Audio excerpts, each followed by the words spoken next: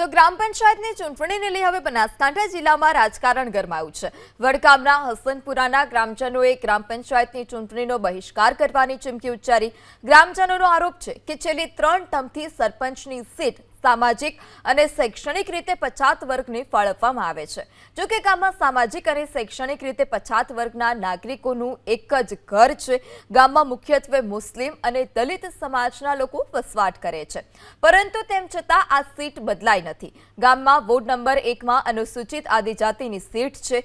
અહીં આ જાતિનો કોઈ પણ નાગરિક વોર્ડમાં રહેતો જ નથી। બંને સીટ બદલવા અનેક વખત રજૂઆત કરી, તેમ છતાં માંગ સ્વીકારવામાં નથી આવી। આખરે કંટાળી ગ્રામજનોએ ચૂંટણી બહિષ્કારનો નિર્ણય કર્યો। ગઈકાલે ઉમેદવારી ફોર્મ ભરવાનો અંતિમ દિવસ હતો, છતાં હસનપુર ગ્રામ પંચાયતમાં કોઈ પણ ચૂંટણી ફોર્મ નથી ભર્યું। સરપંચ કે વોર્ડના સભ્યો માટે એક પણ ઉમેદવારે પોતાની ઉમેદવારી નથી નોંધાવી।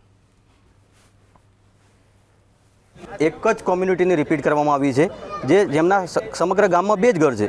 તો અમારી માંગણી એવી છે કે સાહેબ, ગામમાં દલિત સમાજ પણ રહે છે, મુસ્લિમ સમાજ પણ રહે છે, તો રોટેશન પ્રમાણે રિપીટ કર્યા સિવાય અન્ય સમાજને ફાળવવામાં આવે।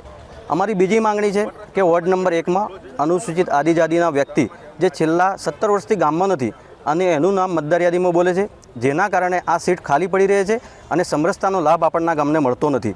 આપણે છેલ્લા 2 ટર્મથી ગામ સમરસ થાય છે, તો આ બંને વખતે આ સમરસતાની જે ગ્રાન્ટ આવે છે 4-4 લાખ રૂપિયા, એ આપણને મળી નથી।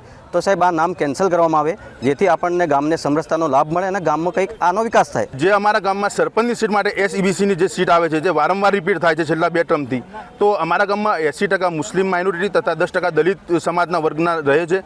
તો આ સીટ અમારે બંને સમાજને ધ્યાને રાખી અને આ સીટ ફાળવવામાં આવે તેવી અમારી ગ્રામજનોની રજૂઆત છે।